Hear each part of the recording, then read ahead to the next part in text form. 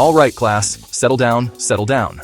So picture this, you're at your job and someone, maybe it's your boss, maybe it's that one person in accounting who's always way too excited on Monday mornings, comes up with a brilliant idea. Let's build a new system, they say. It'll slice, it'll dice, it'll revolutionize the way we file TPS reports. Everyone's excited, the energy is high, and you're ready to start coding, right? Not so fast. Just because an idea sounds good over coffee doesn't mean it's actually, a good idea. That's where feasibility analysis comes in. It's the adult in the room that asks, okay, but how? Before you spend $1 million on a project that's destined to become a very expensive paperweight. Think of it like this. You wouldn't build a house without checking if the ground can support it, right? You wouldn't plan a road trip across the desert without making sure your car works and you have enough gas. Feasibility analysis is that same common sense check, but for information systems. It's the process of looking at an idea from every angle, practical, possible, profitable. It's the difference between launching a sleek, useful app and launching something that crashes every time you try to log in.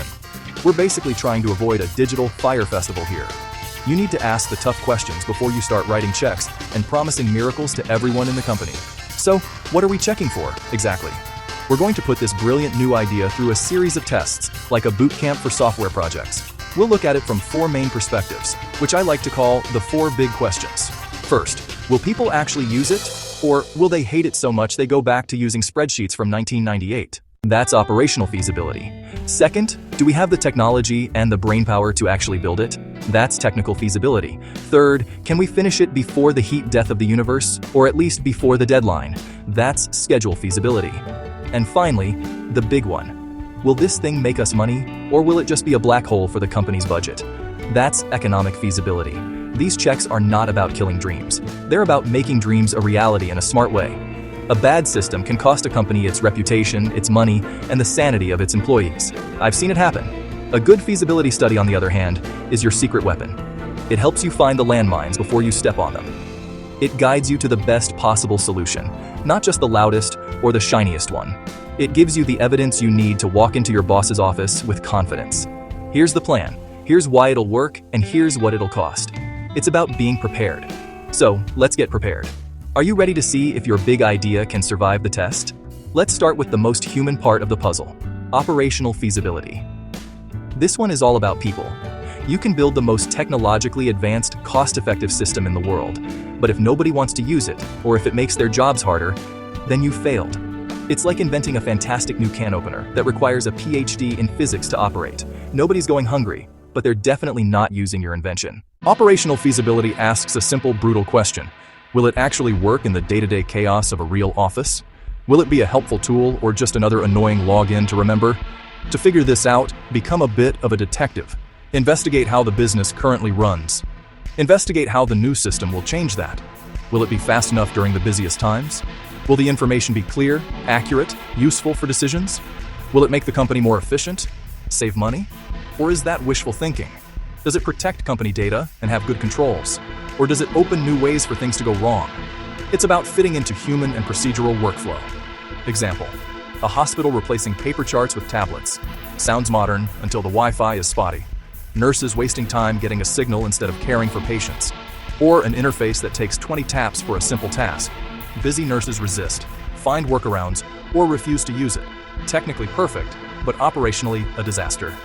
Key question, do daily users and their managers actually support this change?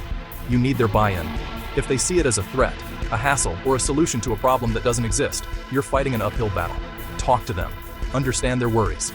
Make sure the system is a solution they welcome, not one they sabotage. Is it a helpful partner or an annoying new boss they never asked for? Okay, so you've determined that people might actually want your new system. That's a great start. But now we get to the next big hurdle, technical feasibility. This is where the nerds, and I say that with the utmost love and respect, get to have their moment. Do we have the right tools? Do we have the right parts? Do we have the right people to actually construct this thing? It's the can we build it phase. Designing a flying car on a napkin is one thing. Having the materials to build it is another. Having the engine is another. Having the engineering know-how is another. This analysis dives into the nuts and bolts of the project. First, look at the technology itself. Does the proposed system require brand new, top-of-the-line hardware the company doesn't own? If so, can we afford it?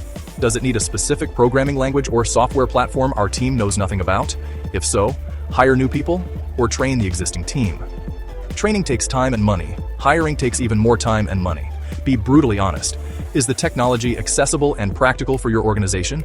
It's about what you can do, not what you wish you could do. Example: a small online bookstore wants a recommendation engine like Amazon's, using AI and machine learning. That's a fantastic goal, but the technical reality can be harsh. Building that AI from scratch needs massive amounts of data. It needs incredibly powerful, expensive servers. It needs a team of highly paid data scientists. For a small bookstore, that's probably not feasible. A more realistic path: use an off-the-shelf plugin for simpler recommendations. Not as fancy, but doable and maintainable. Keep asking, do we have the necessary technology? And do we have the in-house expertise? If the answer is no to either, major red flag. Not dead, but you need a clear plan to get the tech or the people. You can't just hope a genius programmer will appear. Assess your current technical resources and skills honestly. All right, team, we've figured out that people will use the system and we have the tech skills to build it. We're on a roll. But hold on, there's another sneaky little factor that can derail even the best laid plans: time. This brings us to our third test: schedule feasibility. This one asks a question that gives project managers nightmares. Can we actually finish this project by the deadline? Time, as they say, is money. A deadline isn't just a suggestion. A contractual obligation, a legal requirement, the key to beating a competitor to market. Missing it can have serious consequences. When you look at schedule feasibility, you're creating a reality check for your project timeline. You have to consider all the factors that can affect how long things take. How big is the team working on this? Do they have other projects they're juggling at the same time? Are there certain parts of the project that can't start until other parts are finished? You also have to think about the deadline itself. Is it a hard, immovable date set by an external force, like a new government regulation, or is it a more flexible internal goal? Knowing the difference is crucial because it tells you how much wiggle room you have. For instance, let's say a retail company wants to launch a new e-commerce website in time for the Black Friday shopping rush. That deadline is completely inflexible. If the site isn't ready by mid-November, they've missed their window and will lose a massive amount of potential revenue. So, the project team has to work backward from that date.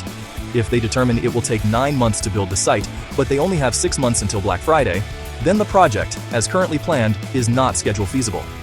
They either need to simplify the project, hire more people, or accept that they're going to miss the date. The calendar doesn't care about your good intentions. This leads us to the most important question for schedule feasibility. Is the project timeline realistic, considering our available resources and any hard deadlines? You can't just pull a number out of thin air and hope for the best. So, we've talked about costs and benefits in theory. Now let's get practical. How do you actually compare them in a way that a manager can understand? You can't just walk in and say, "Trust me." You need numbers. You need proof. A few simple financial calculations come in handy. Don't worry, not a math genius. We'll cover 3 methods: payback period, return on investment, net present value infographic. 3 simple formulas for payback, ROI, and NPV with clear icons. These tools make your economic case convincing. First, payback period, easiest to explain. Answers: how long until the project pays for itself? Formula: initial cost, annual savings. Example: initial cost $100,000. Annual savings $25,000. Result: 100,000 divided by 25,000 equals 4 years. After 4 years, savings are pure profit. Next, ROI. Managers love percentages. ROI, costs, total benefits minus total costs, divided by total costs. Example: benefits $500,000, costs $400,000. Calculation: 500K, 400K, 400K, 100K, 400K, 0.25, 25% ROI. Means $1 invested gives you $1.25 back. Finally, NPV. Idea: money today is worth more than money tomorrow. You could invest today's dollar and earn interest. NPV discounts future costs and benefits to present value. If the NPV is positive, the project beats the required return. Positive NPV is a strong signal the project is a good financial investment. The key question these tools help you answer is, does this project make sense on paper, not just in our heads? Okay, so you've done your homework. You've analyzed the operational, technical, schedule, and economic feasibility of your big idea. Operational, technical, schedule, economic.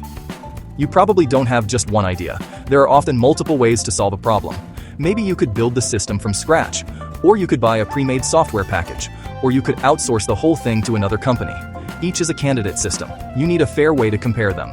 This is where a feasibility matrix comes in. A feasibility matrix is basically a scorecard for your options. It helps organize your thoughts and present findings clearly. Imagine a simple table. Down the left-hand side lists the candidate solutions. Option A, build in-house. Option B, buy software. Option C, outsource. Across the top list the criteria: operational, technical, schedule, economic. Now you have a grid to rate each option on each criterion. Use a simple numeric scale, 1 to 5, or use words like excellent, good, fair, poor. The process forces you to think about trade-offs. Example: Option A, excellent on operational, customizable. Option A, poor on schedule. Option A, poor on economic, slow and expensive. Option B, excellent on cost. Option B, excellent on schedule. Option B, fair on operational, doesn't fit users exactly. The matrix lays these compromises out in the open. Make it more powerful by adding weights to criteria. If finishing on time is critical, weight schedule higher. The final scores then reflect business priorities. You've done it. You've run the tests. You've crunched the numbers. You've chosen your champion system. You are ready. But all that work is useless if it stays locked in your head or buried in a messy folder. Now you must communicate your findings and recommendation to the decision makers. This is done through a system proposal. This document is your formal pitch. It's a persuasive report that lays out the problem. It summarizes your investigation, and it officially recommends a specific course of action. This is where you sell your solution. A good system proposal is not one size fits all. Know your audience. The level of detail depends entirely on who you're writing for. Top-level executives, like the CEO, are incredibly busy. They don't have time for a 50-page epic. For them, a short, powerful 1 or 2-page summary that gets straight to the point. Here's the problem. Here's our solution. Here's the bottom line. Middle managers want more detail, 3 to 5 pages. Supervisors and system users need much more technical detail. Their report could be much longer. Tailor the message to the reader. Use standard formats to structure your report. Factual format, great for detail-oriented readers. Starts with an introduction, explains the methods used, presents the facts and data, analyzes the results, finishes with your recommendation. Administrative format, perfect for busy managers, starts with conclusions and recommendations, provides a summary next, tucks details and data into appendices, lets a manager get the key message in 60 seconds. Writing a brilliant report is a huge accomplishment, but often it's not enough. To truly get your project approved, you'll likely have to stand up in front of a room full of important people and present your findings. This is your moment to shine, to be the face of the project, and to personally convince the decision makers that your plan is the right one. A formal presentation brings your proposal to life. It's your chance to convey your confidence, answer questions directly, and build trust. Don't be nervous. You're the expert in the room. You've done the work, and you know this stuff inside and out. A good presentation has a clear, logical structure. A simple rule of thumb is to divide your time wisely. Spend about 1/6 of your time on the introduction. Grab their attention. State the problem. Briefly explain the work you did. The bulk of your time, about 2/3, should be on the main body. Walk them through the problems. Describe your proposed solution. Present the highlights of your feasibility analysis, and show them the schedule. Finally, save the last 1/6 of your time for a powerful conclusion. Summarize your key points. Make a direct call to action. We recommend you approve this project. Notice that question time is extra. Plan for it, but don't build it into your main presentation time. When you're up there, a few simple tips can make all the difference. Dress professionally. It shows you respect the situation. Speak with confidence. Make eye contact with different people around the room. Use visuals like slides, but keep them simple and clear. Don't just read a wall of text off the screen. And when the questions come, and they will, be prepared. Listen carefully to the entire question before you answer. Address your answer not just to the person who asked, but to the whole audience. If you don't know an answer, it's okay to say, "That's a great question. I'll need to look into that and get back to you." Honesty builds more trust than making something up. The analysis, the report, the presentation is about helping the organization make a smart, informed decision. You've guided them through the process from a vague idea to a concrete, well-researched plan. You have checked if it will work for the users, if it's technically possible, if it can be done on time, and if it's a wise financial investment. You've laid out the options and recommended the best path forward. Your job is to provide clarity. The final step is for the decision makers to give their verdict. Approve the project, ask for revisions, or shelve the idea. And so, the only question that's left is this: have you given them everything they need to say yes?